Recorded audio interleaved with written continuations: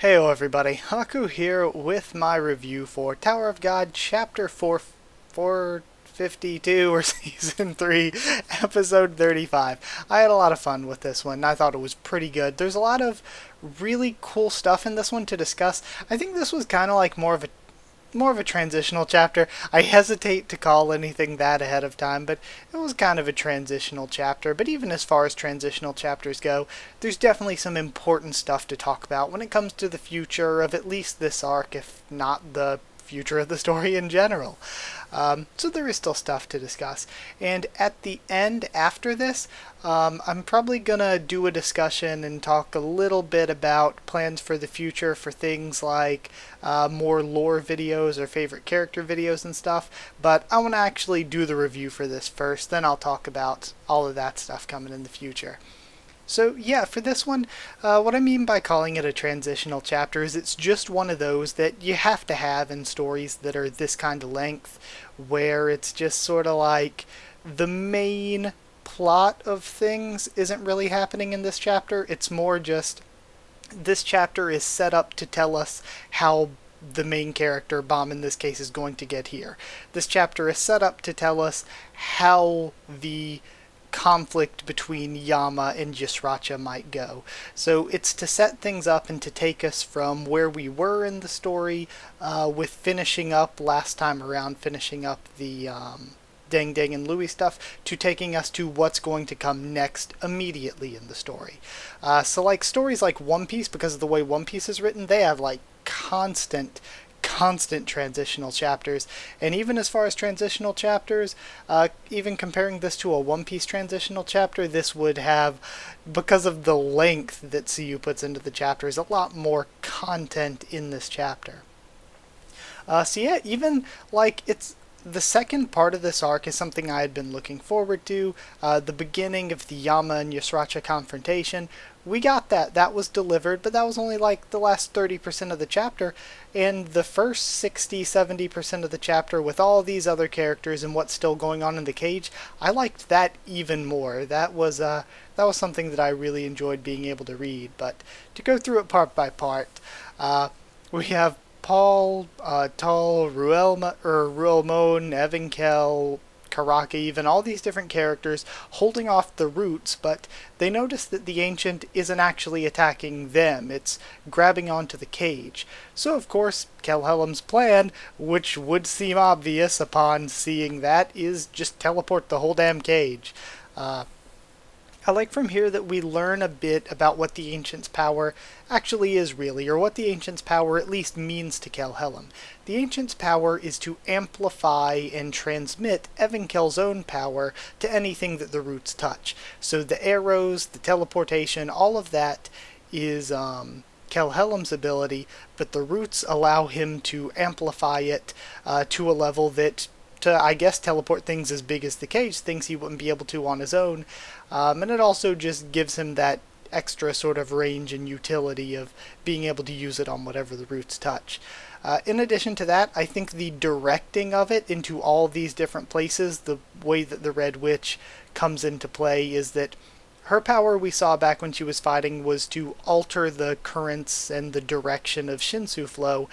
So if they can alter the direction that it's going, that probably comes into play when Kelhelm is trying to send stuff long distance, like of course he needed the quick assist to be able to send Yama. So that would make sense how their teamwork works as well. So again, Evankel is just this, or not Evankel, but Kelhelm is this really, really interesting and cool character that I just love even more as this this story has gone along. And just judging from his very first initial design showing up, I'm like, okay, that's really cool. He's a high ranker, he's an elder of FUG, but I never imagined that I would enjoy just the writing and the story behind his character as much as I am enjoying it. Also, when Paul shows up, I love the panel of Kelhelm blocking Paul. I thought that was really, really cool. So Doom and Bomb arrive where all of them are as well. And we have this long sequence with Kelhelm thinking through, okay, well, spell on Doom's heart is broken. I have lost. And talking about how Bomb has basically worked a miracle. Now, of course, we know how that works, but, well, to an extent, because this spell was crafted for a long time by really, really powerful sorcerers and everything, and Bomb just broke it easily, because Bomb's an irregular, and he breaks rules. The rules don't apply to him. So I think this is cool to set up, where if we run into a situation like this in the future, and Bomb's not there to be able to break the spell, we get a bit of a lore explanation of how difficult it is to do without an irregular who just breaks the rules by being there. And that also plays into the way that the fate that Kelhelm sees keeps being muddied or being changed even by Bomb's presence, because an irregular breaks the rules of things. We've seen it kind of before with Sahard.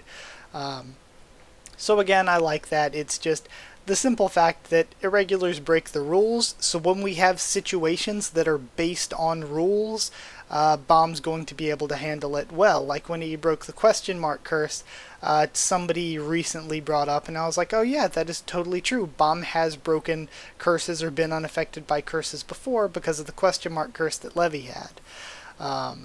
So all of that made sense. We get a little bit more information on Kelhelm, knowing that now that they have directly actually confronted, or encountered at least, encountered's probably a better word, Sahard and the 10 family heads. So hype for Kelhelm having encountered Sahard and the 10 family heads, though partially that is kind of a well duh obviously thing, because we know he's one of the ancient warriors that fought against Sahard way back when. So at this point, Kelhelm does what I said would be logical. At this point he's like, well, my plan's screwed. I can't control Doom anymore, so hey, Yama's fighting Ysracha anyway. I thought ahead of time to send him there, so now you all have a reason to fight to protect the wall, because you need to go help Yama, because as strong as Yama is, that's an entire squadron of Sahard. So he basically says, now we have a common enemy, let's work together to fight the common enemy, which is smart on his part at this point.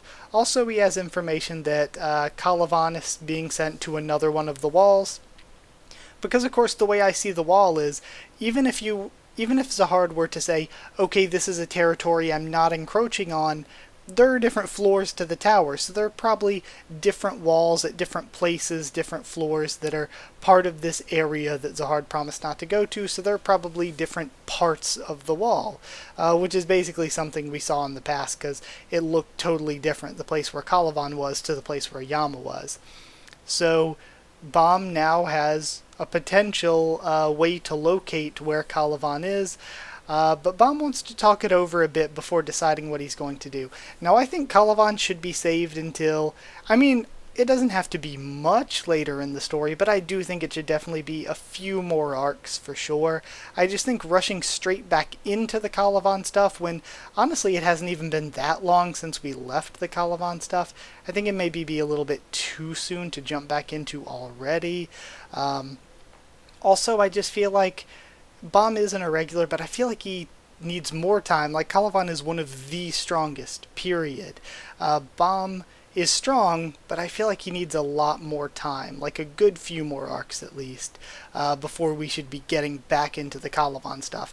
Unless he's planning to fight Calavan while teaming with, like, Evankel and Yama and Karaka and stuff, and, like, multiple on one against Calavan. That's the only way I see it being anything they should get into this early. So I think Bomb should decide, I'm going to help the Canine people for now, and I'm going to wait until I'm ready to confront Calavan. I think that would be a mature thing to do from Bomb's point of view, to decide, I could go after my enemy right now, but I can't go after my enemy right now. I need more time to prepare.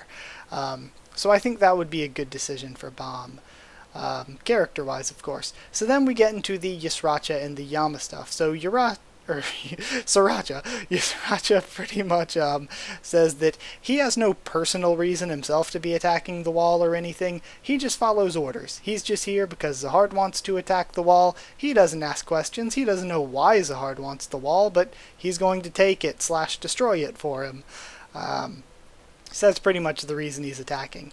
He also tells Fuchil to attack Yama to test him, which I think is really, really cool, because he's like, look, you probably can't handle him, but I want you to try to fight him, because if you can't stand up to an opponent like Yama, you're not ready for the war to come.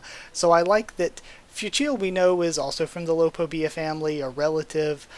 So I like that he's telling his subordinate, who has to be a close subordinate if they're a division commander, okay, I want to test you by having you at least try to fight Yama. So I like that. And Fuchil actually dodges one of Yama's attacks, and Yama brings up, wow, that's actually impressive that you dodged one of my attacks. It's obviously not going to work, but it's impressive that you did it. And another thing, Fuchil is afraid, but still chooses to fight. So that kind of puts me in a weird area where I'm like, okay, so he still chooses to fight, but he's afraid, so he wouldn't be able to put any damage on Yama anyway. But then it kind of also makes me think, if you're afraid but still choose to fight, doesn't that mean you're brave in a way? But I guess being brave doesn't matter. If you're still afraid, it still wouldn't affect Yama. So again, Yama's power I think is really cool and interesting. Because I like powers like that. Like Evenkel using fire, it's a simple and straightforward power. And it's cool in what it is. Elemental powers, cool. Kunran just using the electricity and stuff, it's cool. But I really like powers that are more interesting and have more of a, I don't know, just have more thought behind them and different ways that stories can be told with them. And I think that Yama's ability rival, I guess, I mean, at least that's what he called his first level transformation, his ability to be able to just sort of be resistant to the attacks of people that are afraid of him, is a really cool and interesting power when it comes to riding, in my opinion.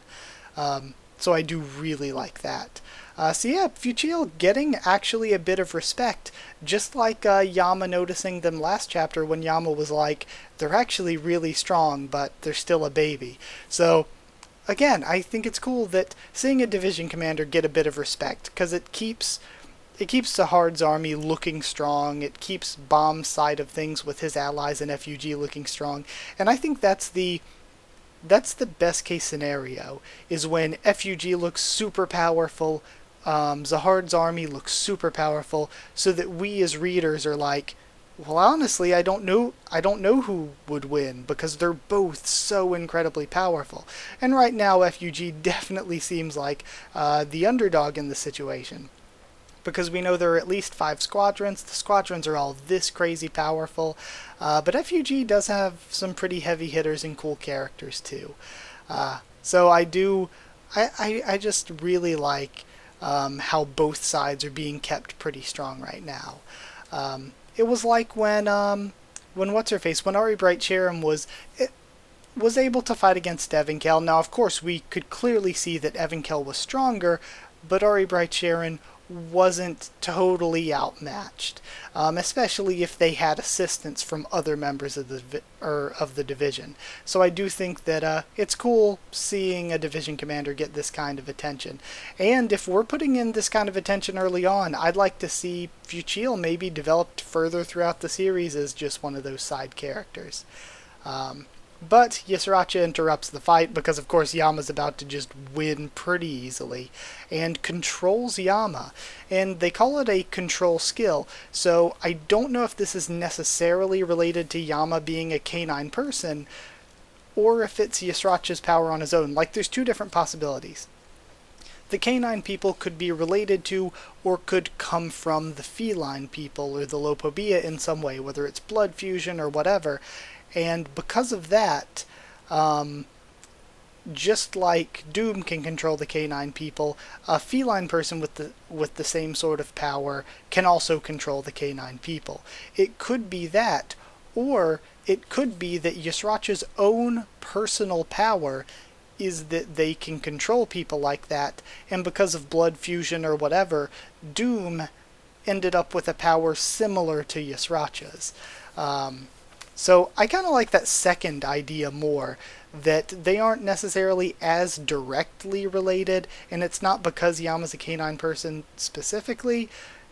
It's more like Doom and Yasuracha don't have the same power, but rather Doom's power is something that came from the same sort of origin as Yasuracha's power, if Yasuracha's power is maybe even the origin itself. like Doom's power is like some sort of thing that was sort of a knockoff of the original version, which is Yasracha's. I think that would be pretty cool.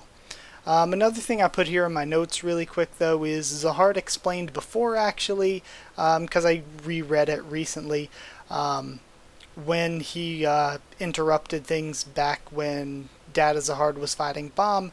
Zahard mentions, reaching a point where eventually you can just see fate.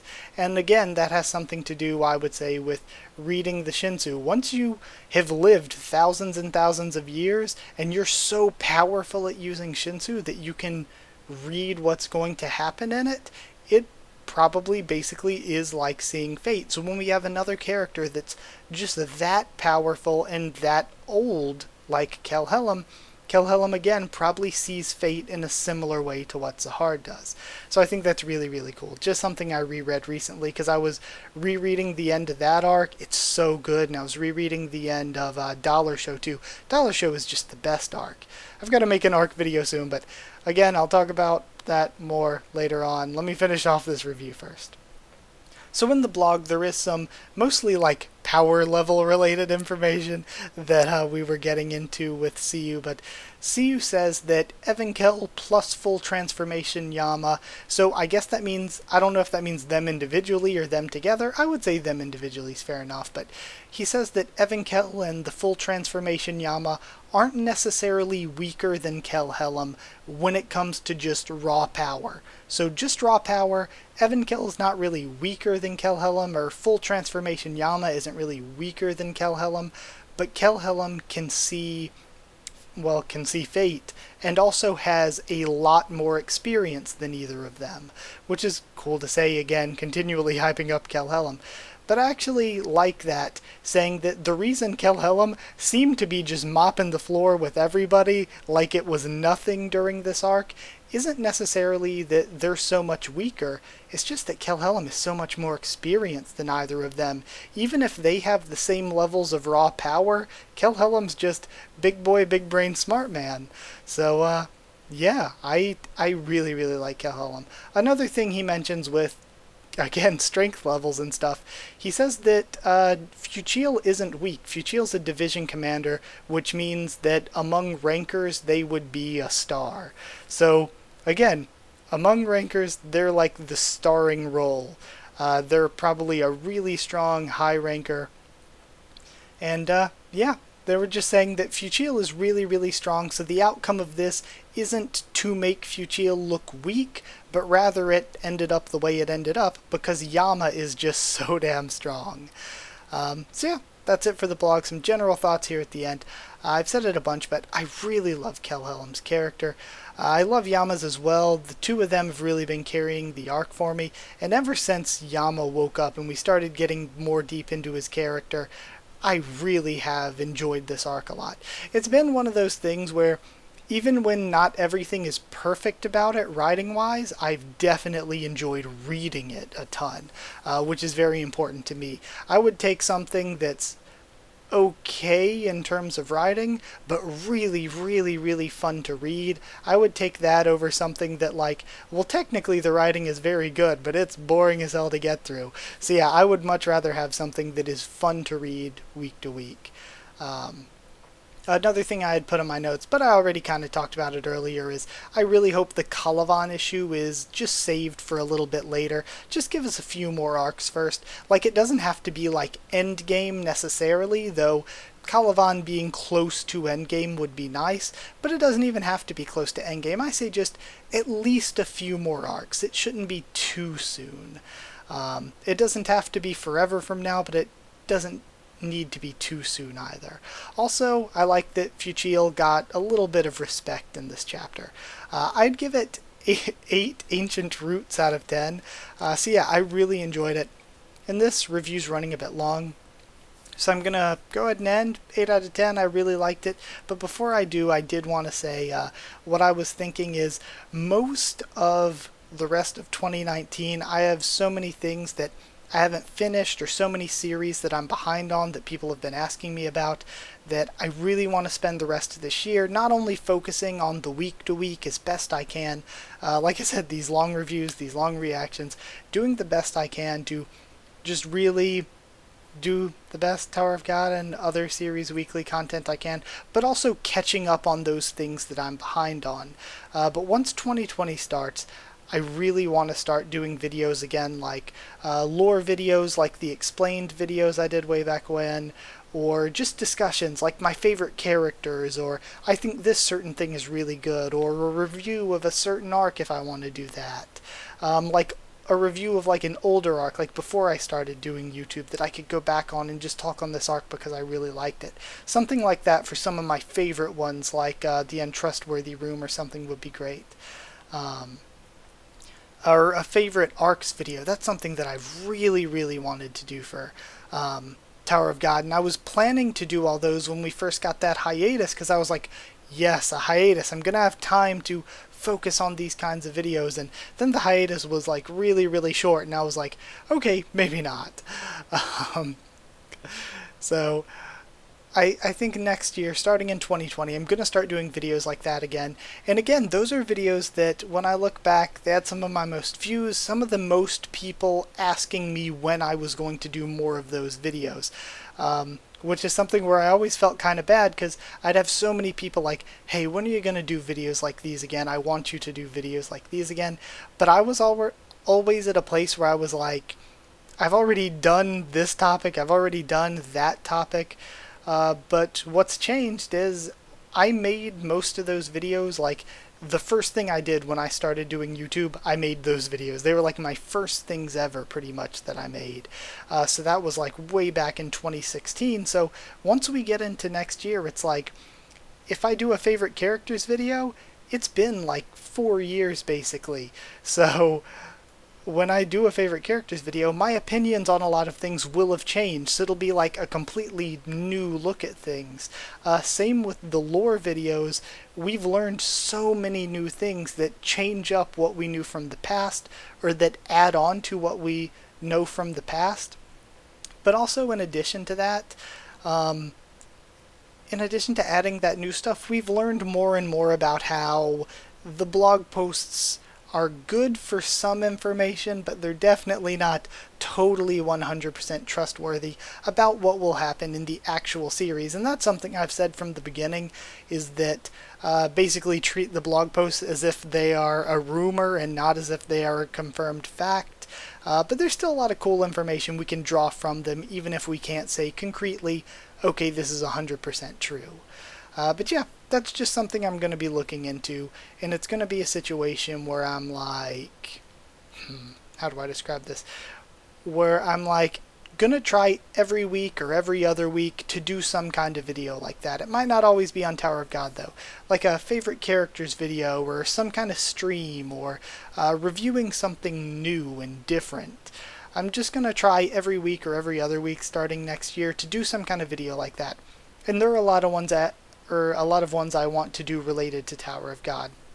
Like I said, an arcs video, a characters video, some lore videos. There are definitely things like that that I want to talk about regarding Tower of God. But also, in addition to sort of those kinds of things, there are ones for other series I'd like to do too. So I would say just start expecting those next year, and maybe even this year if I'm just like, screw it, I really want to talk about this topic, then I will, if I can just find the time for it. Like, if I can find the time and I want to just throw up a stream where I'm like, hey, let's match each of the 13 warriors to the 13 colors in the 13 months series. I'm going to say what I think they are, and everybody in chat throw in there what you think they are too, and we'll discuss them. Just some kind of video like that. I just want to do more stuff like that, I feel like sometimes I get too caught up in just the week to week, making sure I get the review done, making sure I get the reaction done, that I'm like trying so hard to make sure I get the week to week done, that I just sort of lost track of being able to do those sort of just fun discussions and stuff. So again, expect more of those. But as for this chapter, I know it's been a while since I said what I gave it, but 8 out of 10, I really enjoyed it. Gonna end this here. Thank you so much for watching. Like if you did like the video, comment down there to tell me what you thought of this week's chapter, what you thought of my thoughts and everything on it. Subscribe for more Tower of God, much more on the channel. Follow on Twitter if you want. I can try to keep you updated there and stuff for the channel or talk to you there. If you'd like a link to our Discord server to talk to me or more of us on Discord, it's free and open for anyone.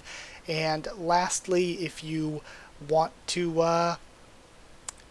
help support the channel on Patreon to keep it going so that I can keep making these videos on the week to week and providing more new videos, then it's patreon.com/HakuOfTheTubes, or link will be in the description. Even if you don't, just watching the videos, just being a part of the community is amazing. But yeah, Patreon's just an extra way for people to help out if they so want to. But yeah, that's it. Thank you so much for watching, and I'll see you all next time.